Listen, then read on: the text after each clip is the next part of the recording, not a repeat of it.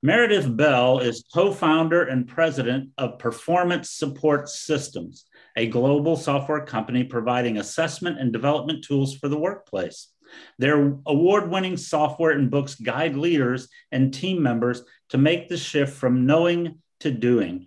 The result is permanent improvements in the way people interact with each other at work. Meredith is an expert in leader and team communications, the author of 2 books, and host of the Strong for Performance podcast. Meredith and her 2 business partners have worked together for 30 years, and many of their clients have done business with them for more than 20 years. So let's give a good, warm Breakfast Club welcome to Meredith Bell. Thank you. Thank you. The first thing I'd like to do is share my screen. And there we go. Can you see my screen now? Yes. Excellent. It's a pleasure to be with you all today. And Rick, you're coming to my neck of the woods. I'm in Virginia, near Williamsburg and Yorktown, and our daughter is a proud graduate of UVA. So Charlottesville is near and dear to our heart. The topic I want to talk to you about today, when Janice and I were talking, she said, "Oh, Meredith, you must come and speak to our group." And as I've learned more about the different professions you all are in, I want to set the stage for this topic, because whether you work in a large organization or you are solo or anywhere in between, there is an application for this idea of creating a coaching culture with the people in your world, whether it's your clients, vendors, the people that are important to you getting your work done. And so we're going to spend some time on that. And also this idea of creating training programs that actually stick and have impact, meaning people actually use the skills they're introduced to. I want you to kind of use multiple lenses in thinking about that as well, because you may bring in speakers, workshop leaders within your organization, but you may also attend conferences and other training programs yourself and have had the experience of having good intentions, applying what you learn, but somehow it falls by the wayside. So there are a number of applications for what I'm going to be talking about that will apply to you no matter what you're doing, including some of the skills that I'm going to talk about that relate to home or business. So let's jump in. What I'm going to be focusing on today are, first of all, what's missing in most training programs? Why don't they have a lasting impact? And then what does it really take to master a skill and become very proficient? I'm going to describe a 3-step process for behavior change that can accelerate learning a skill, and then talk about the mindsets and attitudes that are important for you to adopt and also others to adopt in order to create this cooperative, supportive kind of environment. And then I'll, excuse me, finish up with talking about some of the key elements. What are the ingredients that really make up a coaching culture? So the first thing I want to start with is a statistic you may not be aware of, but this has been shown in research reports, studies, that between 70 and 90%, and we're talking billions of dollars that are spent worldwide on training and development programs, 70 to 90% of that money is wasted. And it's wasted because people don't apply back on the job what it was that they learned. So I would just ask you, if you are investing money in your own training or in training of people in your organization, what kind of ROI are you getting? And one of the big things that I have seen happen is when an exciting, wonderful speaker comes in or a trainer comes in, they can be best in class. People get excited. They say, hey, I'm all in for this. I'm very committed. But here's an important fact that people forget, and that is the nature of commitment is that it fades. And so there needs to be a process put in place that helps people stay committed and actually use what they've learned. And so one of the big things I want to emphasize today is the importance of follow-up. That is most often the piece that's missing.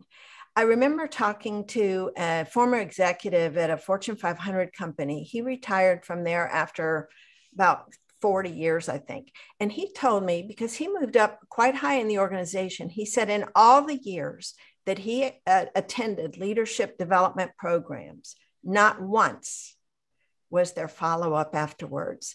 It was just assumed that they would apply what it was they learned. And this is not rare. It's more common than not. And that's why so much money is often wasted.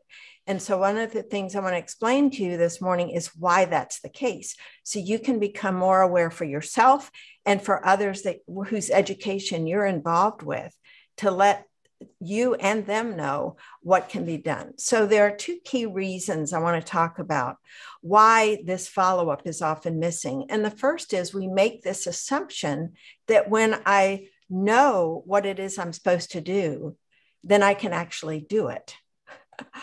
But it's sort of like taking golf or tennis lessons. You can spend time with that pro, but how effective are you after that one lesson in really applying what it was you were exposed to? And the thing is that whether we have really good training classes that last for days or even weeks, whether it's online or in person, those alone are not enough. They're really just the first step. Learning the best way to do something doesn't mean I'm going to be able to do it well. So the test that we want to, hold up is, do I actually do something differently than the way I did it before? And most of the time, people don't apply what they learn, right? They go back to what they have always done. And there's a reason for that. For one thing, when we get exposed to, let's just say someone attended training on emotional intelligence, and their typical reaction to things is to, they have a short fuse, so they tend to blow up quickly. And so just because they've learned how to manage themselves does not mean when they are in that situation in the moment, they're going to suddenly stop and remember what it was they're supposed to do. And here's why. It's because the old habit they already had is deeply ingrained. And so what happens in the moment is they're likely to respond with what's comfortable and what's familiar. And this leads us to reason number two, that there is often no follow-up, because it's not always understood that to create this new work habit, this new behavior that I haven't been using before, means I need to rewire my brain. And that's a physical process. So, and here's the thing, people don't come into your organization, your audiences when you're speaking with a blank slate, right?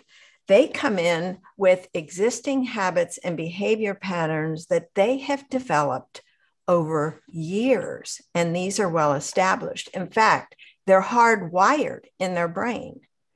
And what I'm talking about there is a physical connection, a process where not only are connections made, but the more we do the same behavior over and over, there's actually this sheath, you might call it, called myelin, that solidifies that connection.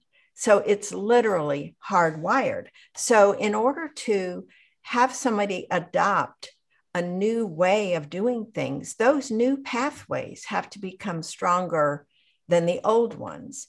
And this is a challenge. If you've ever tried to change a habit, a well-established habit that you have, it can be very difficult. And I would like you to think of one that, whether it has to do with eating, health, communications, whatever you've been doing, think of that as a familiar, well-traveled road. You know the ins and outs of it. You do it automatically. And the problem is, though, eventually you might come into a health challenge or some other difficulty that makes you realize, hey, what I've been doing isn't working so well anymore. And so here's where the challenge comes in. You make this commitment to say, I'm going to do this differently, starting today, right? Well, if you do that, your brain is having to wire something new. And if you've ever driven down a gravel road or a dirt road, you know how bumpy and uncomfortable it can be. That's what's going on in your brain when you decide, I'm going to do things this way, and you start trying to do it differently. It doesn't feel natural. It feels awkward. And so it takes time to get from this gravel road over to the superhighway. In fact, sometimes you get worse before you make the improvements, because you've got this conflicting series of actions that are going on. I want to do this, but this is what I feel like I want to do and is more comfortable. So this time between our decision to make a change and actually making the change is vulnerable because it feels so awkward to us. Our progress can seem slow. We might have setbacks and frustrations because we don't do it well. And we can be tempted to revert back to what's familiar. My area of expertise is in this whole realm of communication skills. And we have hard wiring around communication, whether it's how we listen to people, how we give feedback, how we respond when somebody gives us feedback. All of those kinds of behaviors are established over time. And if we make the decision to do something different, it isn't going to happen overnight. And that's an important thing to understand when you're trying to make a change, but also when you're trying to guide someone else to make changes. It's not fair to them to expect this sudden overnight change, even though they may have said, I really want to do this. And so think of it sort of like a graph where the initial stages, when you're trying to make improvements, are kind of up and down. And eventually, though, if you stick with it, the good news is you do rewire your brain for that new way. And that becomes the automatic pattern. So that's what we want to get to in terms of rewiring the brain. And so an important thing to keep in mind for you and for others you work with, whether you're going in to teach a client, how to do something different, or you've got people in your organization you're trying to teach, everyone goes through this when they're trying to master a new skill. It's universal. It's how our brains work. And so just that awareness can help you think differently about how do we need to approach this? And that's what I want to go into next. What are some specific practical things that you can do to help yourself become more effective faster when you want to change a behavior or when you want someone else to? So first, I want to describe this 3-step process that we go through for behavior change, or let me say it this way, the most effective process to go through when you want to make a change. Because if you're a high achiever like I am, sometimes when you know you need to change, you want to change multiple things at once. And then it ends up we don't do so well with any of them. So one of the first things to do is to look at focusing on one thing. What would make the biggest difference? And then learn how to do that one really well. What is it that needs to be done? And then practice it, applying it on the job with your family, but repeatedly, so you get that experience of what it feels like when you use it. And then the third step is the one that it's often missed because we're all in such hurry situations. And that is to stop, slow down, and reflect on what happened when we did apply that skill. So we learn from that experience and we bring it to the next situation. So I want to go into each one of these in a little bit more detail. In determining what you ought to focus on, you may already know, right? But the idea is one behavior at a time. So looking at how do I decide that? Well, you could know what's been tripping me up all this time. I'm fully aware of it. Or if you're working with a coach or you have someone that's been in that kind of a role with you, you might ask them.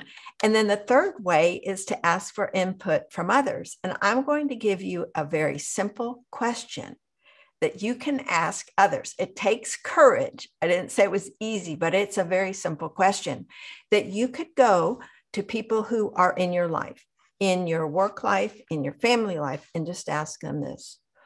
What one thing could I do differently that would make a difference in your experience working with me or living with me? What one thing could I do differently? You might say it as that would improve your experience working with me or living with me. So you're not asking for a laundry list. You're looking for one thing that's important to them. Often we have these blind spots and we don't have any idea. And sometimes it's a very small thing, but other times it's not. And it's really helpful to find out what's important to other people so we don't make it difficult for them to interact with us, to work with us, to get the results they need to get if we are doing something that's getting in the way. So once you decide what to focus on, then the next step is action. So you want to actually put it into practice, get experience using it a lot, frequently. You think about all these athletes that just competed in the Olympics and the number of hours they spent practicing the fundamentals over and over again. That's what it takes to get the brain wired so we do it automatically. And so that's the important aspect of looking for opportunities to use a particular skill so that you do it consistently that way. And then for reflection, what we want to do each time we apply it is think back on what happened and how it went. So you can analyze the lessons and then accelerate your skill mastery by applying those lessons the next time you have the opportunity to use the skill. And I'm going to share with you some questions that we call the 5 magic questions. And we have that label because it's amazing the insights that someone can get in answering these questions. And I will give you a really important tip, and that is you can use these questions or a version of them with anyone you work with, anyone you live with. When they have experienced, let's say, a setback, or if they've made a mistake, because it's so natural for us to want to jump in and tell them what they did wrong and, give them the corrective action going forward. This is magic when you can stop and ask questions for yourself when you make a mistake or for others. So the first one is to get at both the left and the right brain. What's the sequence of events? What happened? And then how did I feel about what happened? After you do that, then you look at, okay, so why did it happen that way?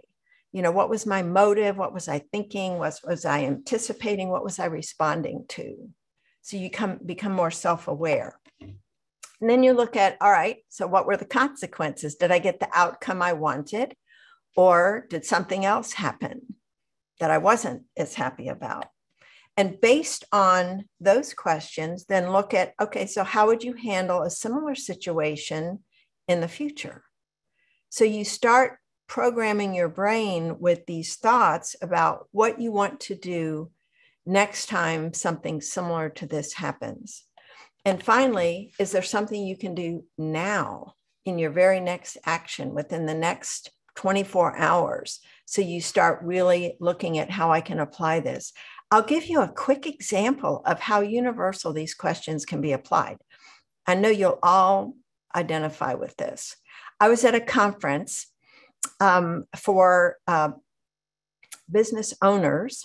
It was for marketing your business. And the night before the event actually started, there were about 100 of us at this pre-event social gathering. And each of us was given 1 minute to introduce ourselves.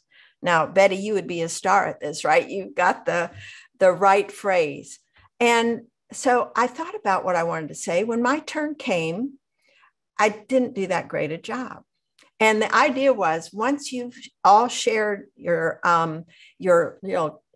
information, then you go talk to people whose product, services, or whatever is of interest to you. Well, no one came up to me afterwards. And I thought, oh, gee, I really blew that. And so, you know how when you don't handle a situation well, you can start beating yourself up and you keep rewinding it. Oh, I should have said this. I should have said that. And when I went back to my hotel room, I was still just processing that and not in a good way. So I thought, what can I do to get past this so I don't let this one mistake, as I was perceiving it, really hold me back from enjoying the rest of the conference. So I've memorized these questions after all this time, and I wrote each one of them down on a sheet of paper. And that's so much more effective than just thinking them. If you write the answers down when it's your own mistake, it again helps accelerate that learning.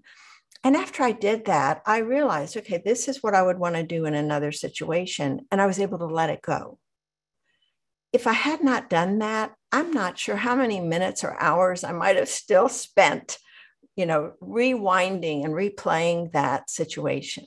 And that can happen to us a lot. So these questions serve a very practical purpose of helping us get past mistakes and move on to make better choices in the future. And this is where you can help other people do the same thing.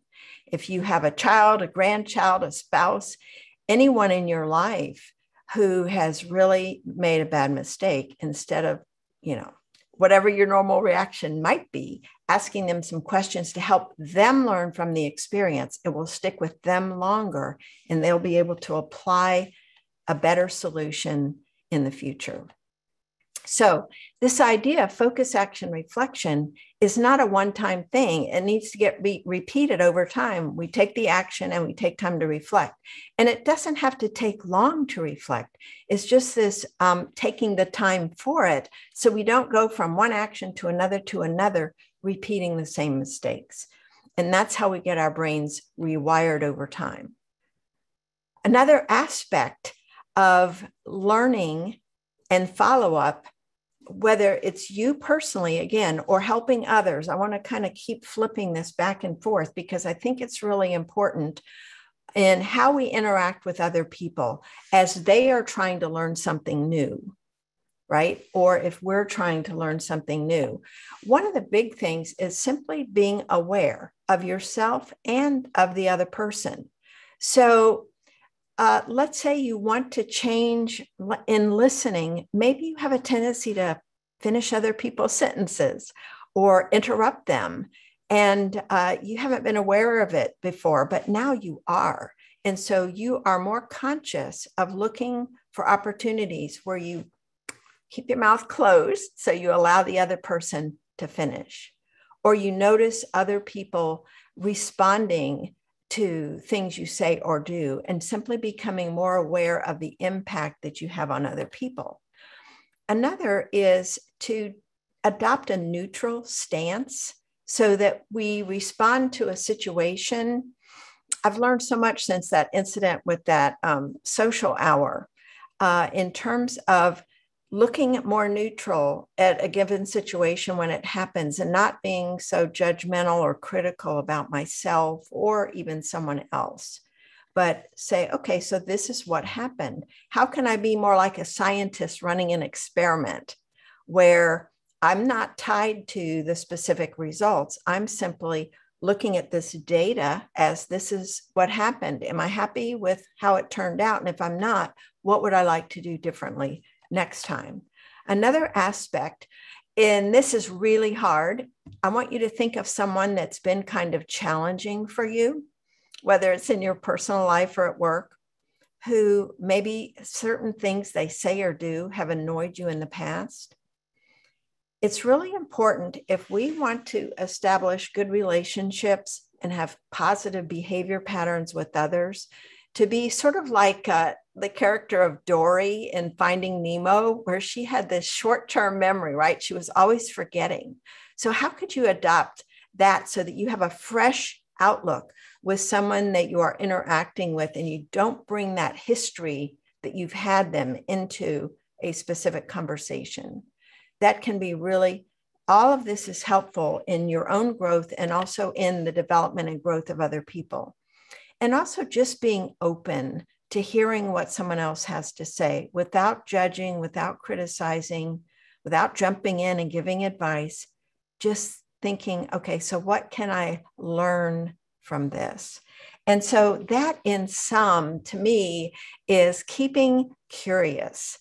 I love that word. I love this picture because I'm an avid bird watcher. It's been one of my most passionate things to do the last 20 years, to get out in nature and just enjoy the world of nature and especially the world of birds.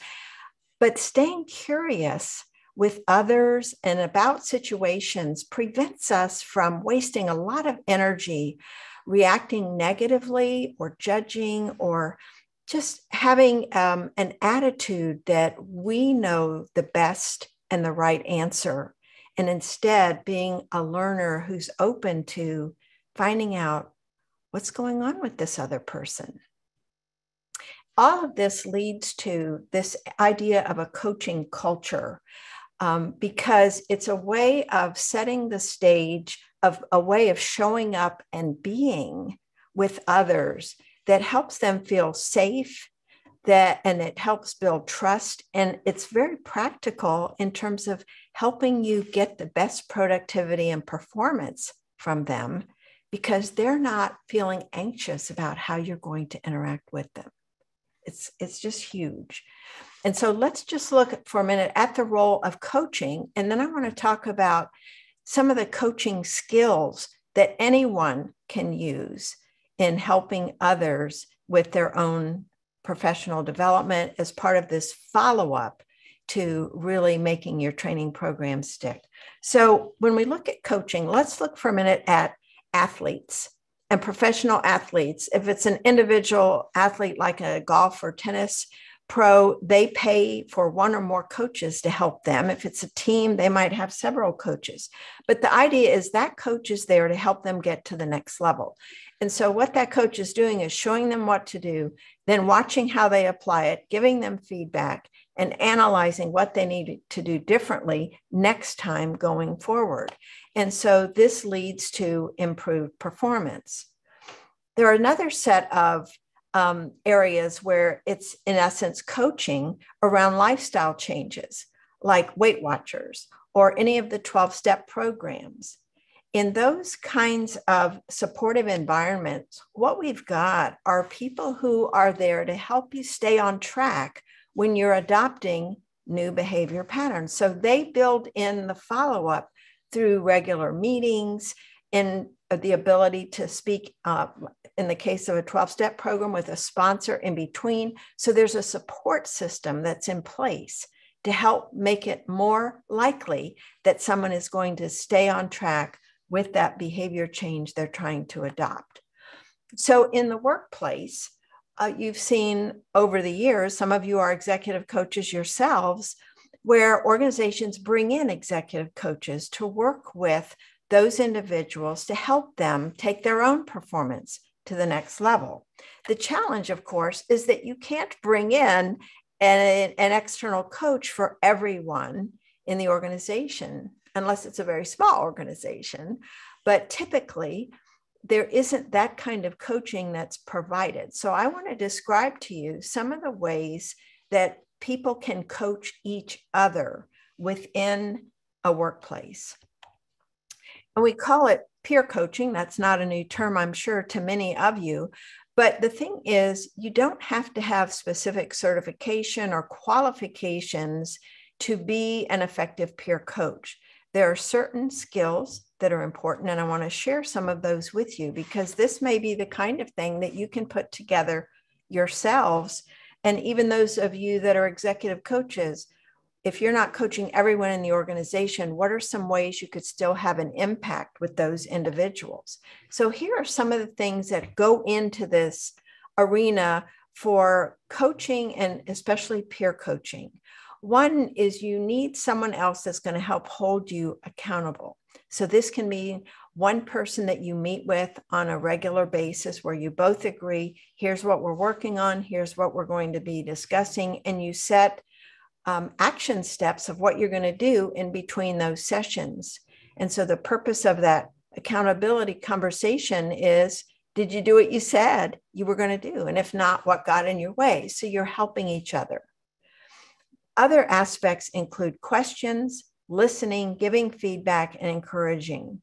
These are all critical communication skills that apply in a peer coaching situation. And they can apply if you are in a role of managing other people. Also, as a parent, these have universal applications. So I'd love for you to just think about, where could I use these in the various roles that I play in my life? So with asking questions, there's sort of a fundamental one. When someone comes to you, most of us like to help other people, right? So if someone comes to us with a question, our first reaction is likely going to be, well, yeah, let me tell you from my experience, here's what you ought to do. Instead, if we can encourage them to think for themselves, we're building in self-reliance and we're building in free time for ourselves, because as people learn to think for themselves, they're going to be less dependent on you. So asking some version of, well, what do you think?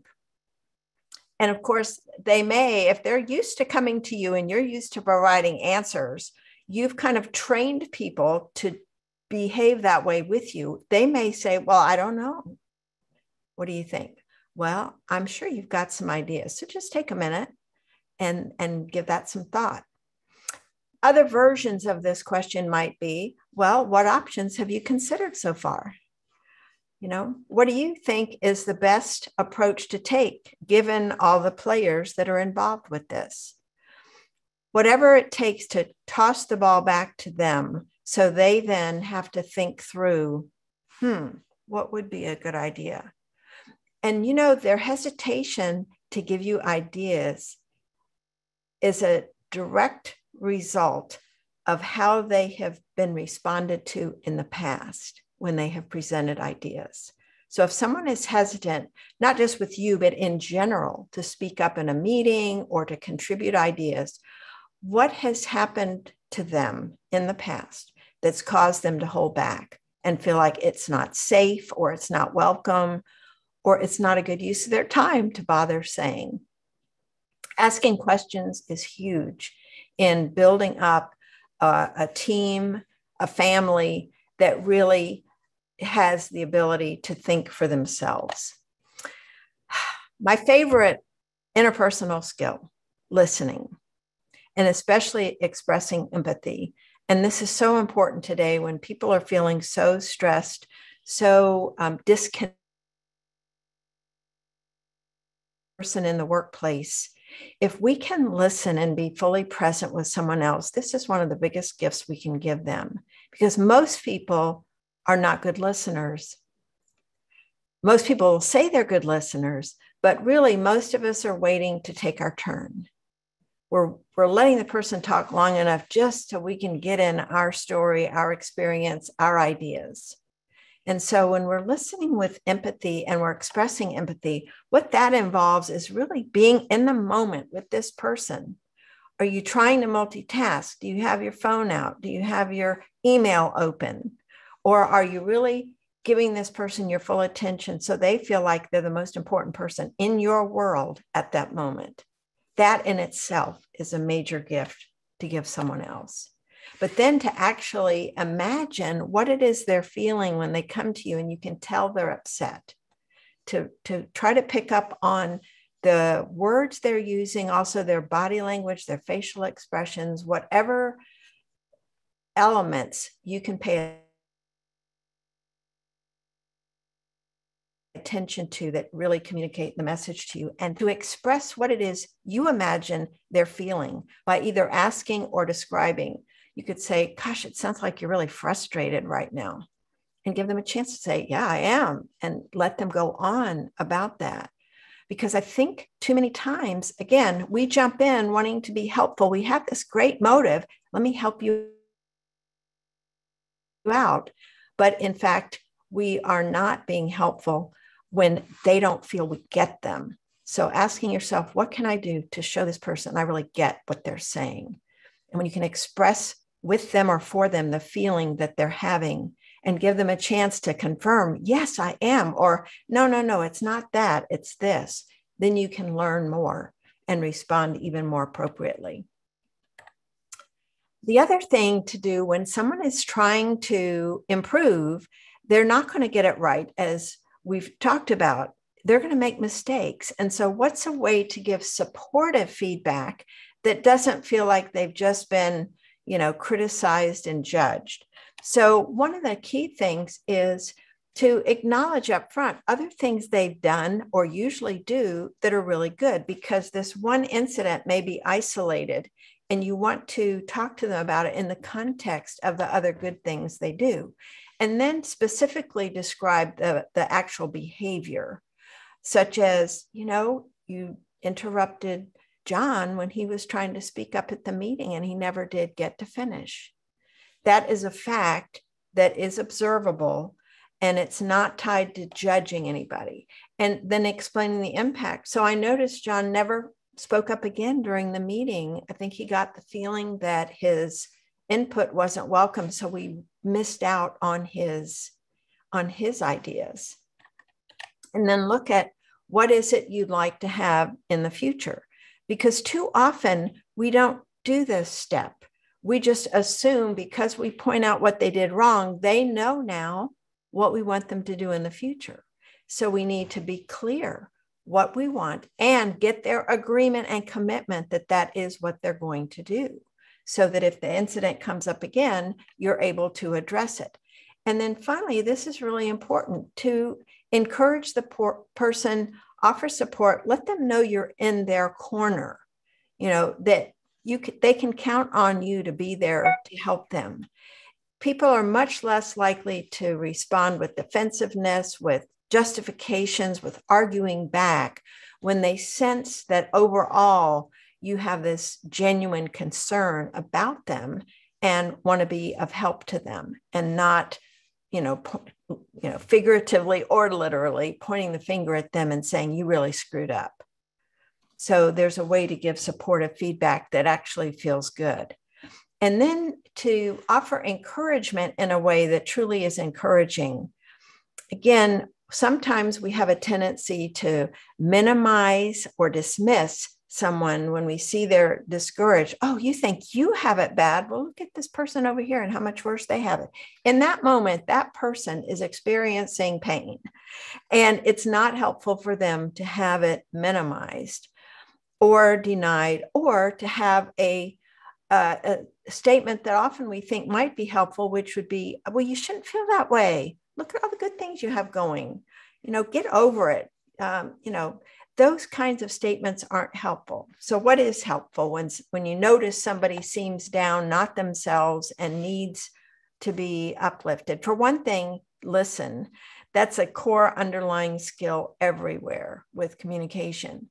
I want to understand what's going on with this person. So I invite them to talk about what's bothering them, and just to notice and say, you don't look like yourself today. You seem kind of down.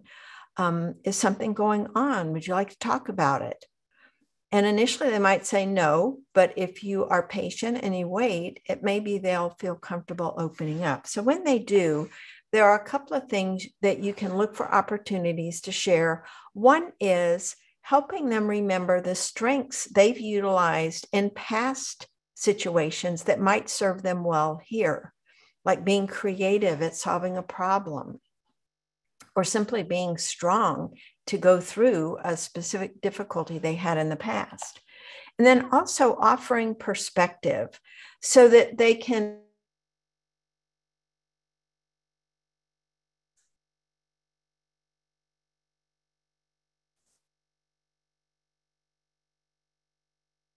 with right now. And you've got these things here that could work in your favor. And then finally, asking, what support do you need from me? How can I best support you right now? Because sometimes we make assumptions about what we could do that would be helpful to someone else, and it's not what they need at all. So to ask, what would support look like for you, is inviting them to open up. And it can then allow you to be a true support for them as they work through whatever challenge they're facing. So let's summarize quickly. One of the key things that's important in creating a culture of support, encouragement, coaching, where people coach each other to be successful, is to have the leaders model the behaviors that they want others to have. It doesn't really work well trying to make this happen from the bottom up. Another is simply getting agreement on norms for team behavior. I love Brene Brown's definition of culture, which is it's the way we do things around here. So how do we want to treat each other around here? How do we want to be with each other? And then whatever those skills are that you identify, we want to be good listeners. We want to give supportive feedback, teaching those skills so people know what they look like, and then giving them plenty of opportunities and time to practice those skills so that they learn and master them over time, and setting up systems with coaches, with a support system where people know they've got each other's backs and they're not in this, alone trying to figure this out for themselves. So that combination of things leads to an environment where people are excited about making contributions. They're motivated to give their best because they feel safe, they feel supported, they feel that the others in that team environment really care about them. That's huge. And so what I want to do as a final question is there anything here that you feel is missing for you in your family, in your workplace, with clients, any of the work that you're doing? Where might you tweak things to take things to a higher level? And then finally, I wanted to just share our books because those might be resources that would be useful for you. My book, Strong for Performance, is all about creating a coaching culture with learning and development programs that stick. It goes into more detail of what I've covered. Our other two books on Connect with Your Team are around these top 10 communication skills, and then how to set up peer coaching so that you end up with these pairs or triads of people that are working together to support each other's development. So all of those books are available on Amazon in either Kindle or paperback. And my email address is meredith@growstrongleaders.com. And our website, growstrongleaders.com, has information about our books as well as our products for assessment and development.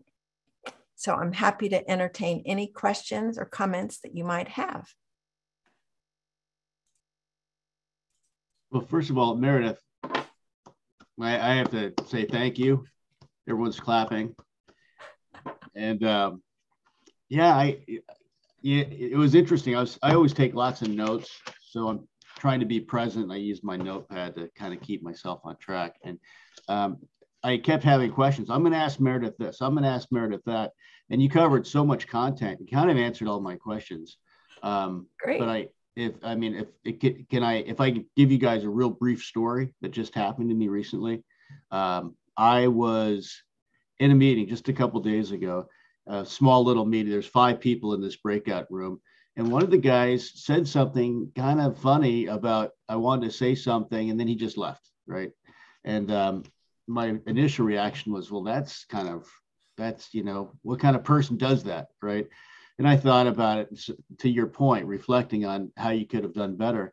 And I called him up on the phone. I didn't really know him. I called him up, and he happened to be in the tech industry, and some of those guys operate a little differently.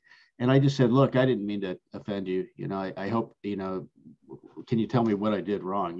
It just turns out it was really important for him to speak. His personality style is really important. And I thought, it's kind of a good lesson for us, the Breakfast Clubbers, because we love to talk. Sometimes we talk over each other. And, so it was a nice way to kind of, talk to this fellow, let him know there was no problem, but I need to change, and I need to be a little more aware of how I deal with people and how I perceive people. So really kind of my lesson for the week, to listen more and talk less. And with that, I'll let somebody else ask a question. Craig, may I just say that one of the things that I like about what you did is it's another skill that you used was asking for feedback and receiving feedback.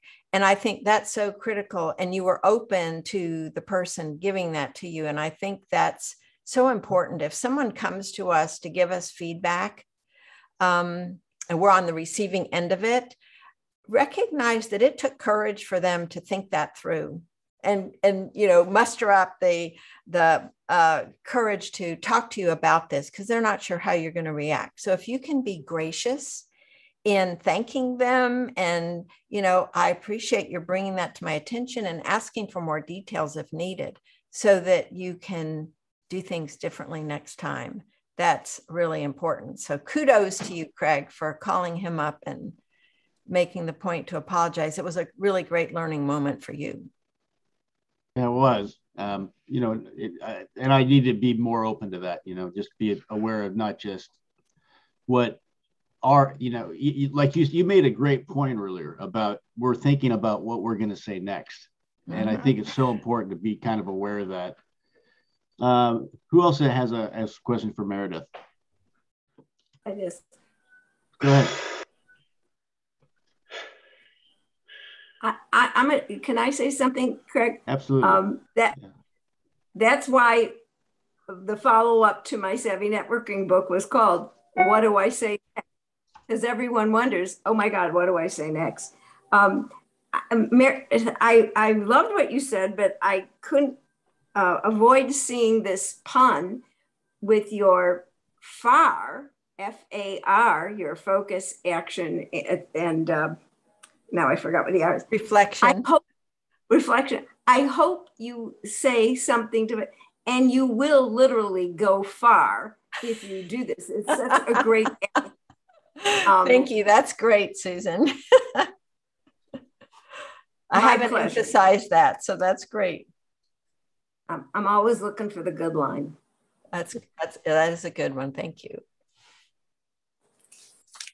I see Tim Durkin has his hand up, and then followed by Bill Buchanan. Meredith, enjoyed your presentation very much. As a trainer for many, many years, I've always worried about, I don't call it stickiness, I call it adhesion. Previously, I was in a position where I would be asked by people that work for me, can I go to training? Can I go to training? And I would send them to training, or I'd allow it, and then nothing would happen. It just, no change, no needle movement or anything. So I started out changing things by saying, yes, you can go to the training, but understand that when you come back, you're going to have to write out a summary of everything that you learned. And then you and I are going to meet on a weekly basis for at least 4 weeks so that you can tell me how you applied it. And I can't say that the number of applications went down, but the adhesion certainly went up. Because as you know, a lot of us like to go to places because they're conferences, because they're nice places like Silverado or, you know, a lot of other places. But I think adhesion begins with what you say, application. Tell me how you've applied it. And then the leader has 2 jobs: to produce results and create better leaders. And you only create better leaders when you look for the adhesion for the training and the development. So really enjoyed your presentation. Lots of spot on points. I appreciate your affirmation of that. I like that word, adhesion. That's great. Bill Buchanan.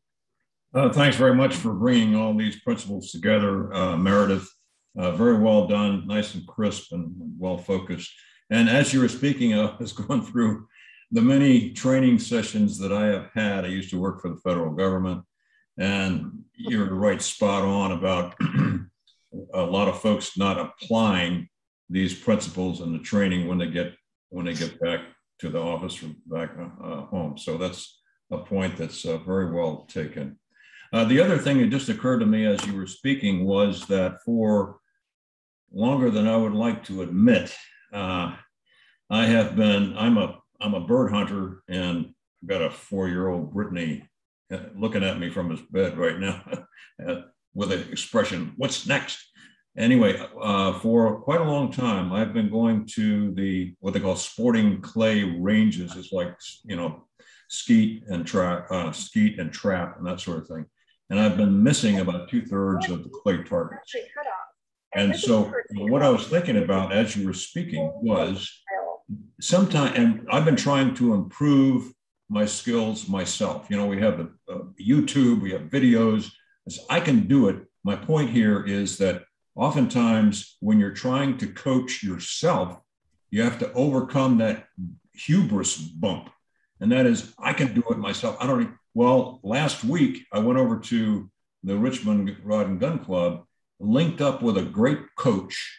And I said, look, I've got all these theories and I've got all these, you know, ways of improving my my hits, but it's not happening. He said, look, just forget everything. Just, do it instinctively. When I walked off that range an hour later, I was hitting about 2/3, which is what I want. My point here is, you may be in a situation where you coach somebody else, but often you're coaching yourself, and you have to overcome your own resistance to. So thanks a lot for all your. Well, you're bringing up an excellent point, Bill, and that is why we wrote this book, Peer Coaching Made Simple, because we know everyone can benefit from having coaching. It is harder to try to figure it all out for ourselves. And when we have someone that we know is in our corner, that's why I think the coaching industry has been booming, over the last 20 years, because people have seen the real benefits of accelerating their progress by working with a coach. I mean, people in sports have done it for years, but in the workplace, the same thing can happen. And, in these areas like you just talked about, it's amazing what an outside set of eyes can see and bring to the situation. So thank you. Thank you.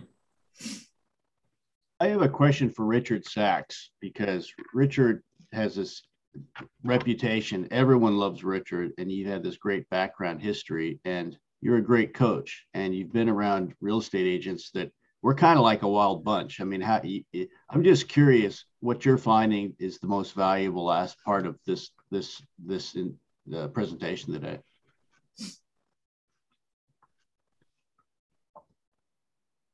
I don't think Richard's with us. Looks like he dropped off. Right when I asked a brilliant question. All right, I'm going to reflect on that later, okay? Don Lee. Meredith, thank you very much. I really enjoyed your talk. I'm going to guess that we need to first reflect internally, because I do talk to a lot of people and they ask my advice, but I realized what should we focus first on ourselves, if that's too broad of a question. What should you focus on first yourself? Because as we coach other people, I think first we have to be the good example.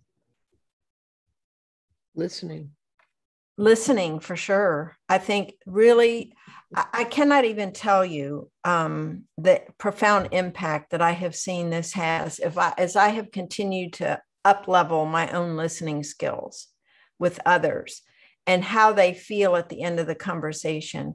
I'm going to share with you a quote that had a profound impact on really the way I thought about my whole purpose, honestly, in my business and in life.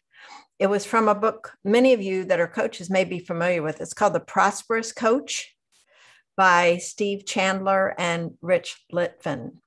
And I'm not a paid professional coach, but I do a lot of informal coaching with folks all the time. And so I'm always looking at how can I improve that skill? Here's the question that Rich asked in one of the chapters where he was talking about having these, that you can call them discovery conversations, an initial conversation with someone. And I found that I could apply this in any conversation.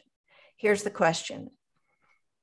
How can I serve this person so powerfully that they never forget our conversation for the rest of their life? Now, when you ponder that, that is not about talking about me. It's not talking about our books or our products or services. It's tuning into this other person in a way that they feel very special, because I'm asking them questions to learn more about them. I'm maybe asking questions for them to consider things they hadn't thought of before, because being an effective listener doesn't mean sitting passively and letting the other person do all the talking. Being a good listener means you get and you really understand this other person and they feel it.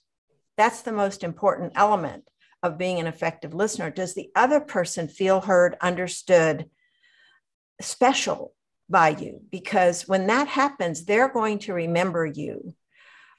They're going to feel, was it Betty you were talking about earlier, spending, I don't know, it's Betty, you're still here, all that time with the client, right? I mean, to me, that is a beautiful example of you are there with that person for whatever time it takes for them to feel you are helping them get the solution they need. And you probably aren't doing all the talking, right? You're doing a lot of listening to find out what are their pain points, what are they struggling with, how can I be of help to this person? If that drives you, I think that is huge in making a strong impact. Don, I'm not sure if Don's still here, but that to me is just a huge, there you are. That to me is a huge element of serving someone else.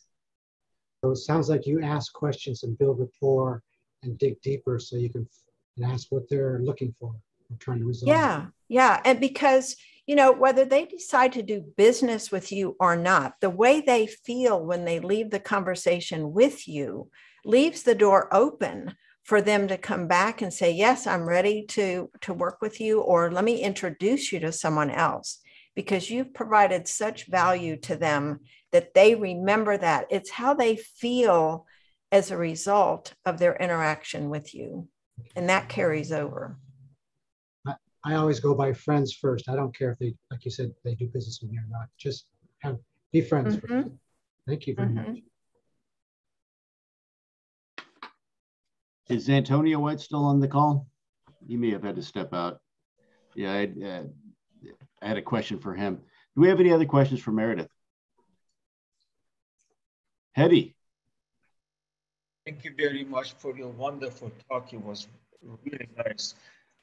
Your comment, or the first thing that you mentioned, what is the one thing that I can do that would improve our relationship? Two different audience. You have the business audience and you have the family audience. I want to talk to you about the family audience.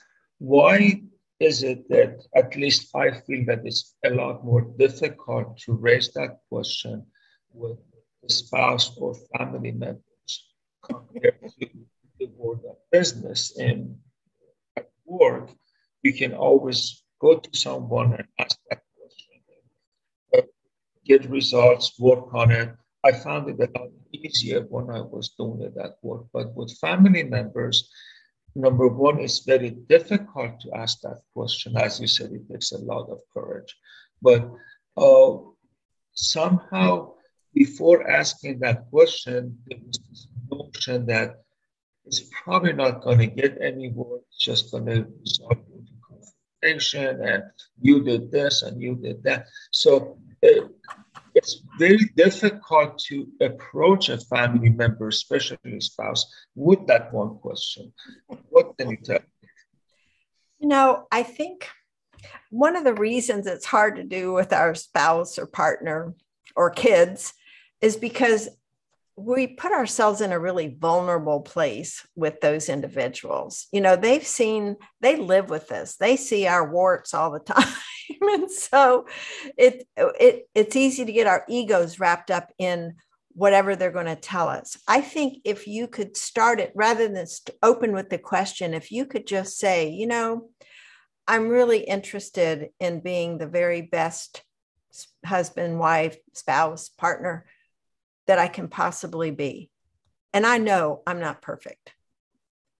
And I would like to focus on one thing that I might do differently that would help our lives together be better. Just one. So you're setting the stage for them not to give you a laundry list. And so you could just say, take a few minutes to think about our interactions. What's one thing I could do differently that would make your experience living with me as my spouse better for you? One thing. And it could be something really small. And then you have to, where we get into trouble is our egos are afraid of what we're going to hear, right? It's like we got to brace ourselves because there's no telling what's coming. But in fact, often the other person is so surprised and delighted that we even asked. That sets a positive stage for getting positive, really useful, helpful information from them. The key is, if you agree that that's something you're willing to work on, is to make the commitment to do it and then ask for their help. Because one of the first slides I showed you is the nature of commitment is that it goes away.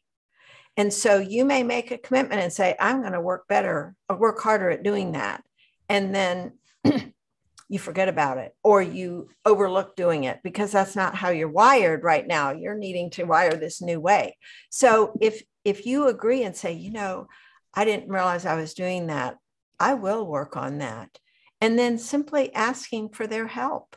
Would you help bring it to my attention when you notice me doing that so that I can become more aware of it?